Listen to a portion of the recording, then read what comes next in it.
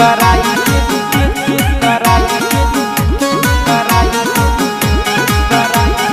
नया नया हमारी कराई के गवनमा संगे नहीं सुते लए हो सजनवा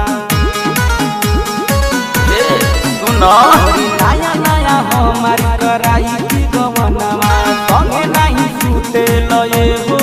सजनवा और जरता जवानी मोर पलंगिया पे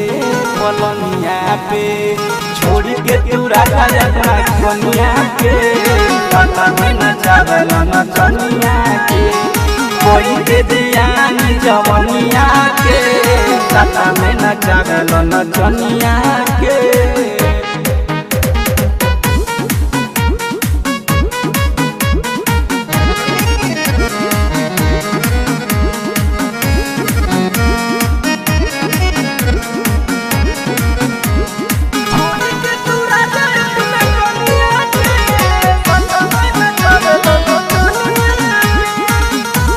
जनती जे राजा हम तो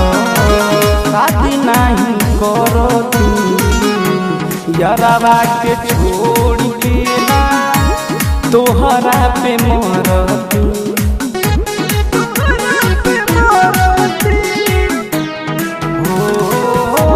जनती जे राजा हम तो शादी नहीं करो तू यारवा के छोड़ के ना तोहरा पे मरती अच्छा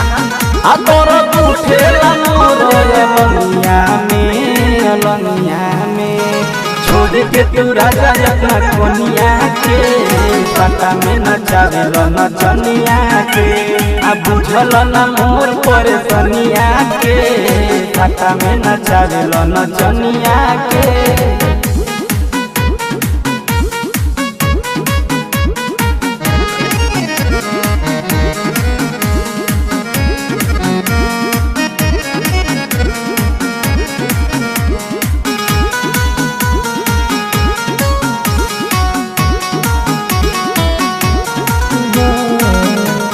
अभिले तो टच नहीं कैल जवनिया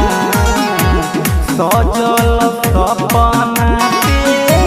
फेरल तू पनिया अरे कोनो कमी बका बोल हो अभिले तो टच नहीं कैल जवनिया सजल सपना तू पनिया अमन करे खाली मनिया के छोड़ी के तू राजा अपना कनिया के काटा में न चावेल न चनिया के दुखवा बढ़ावेल जवनिया के रात मन चावेल अरे न चनिया के खाना मन बत जा।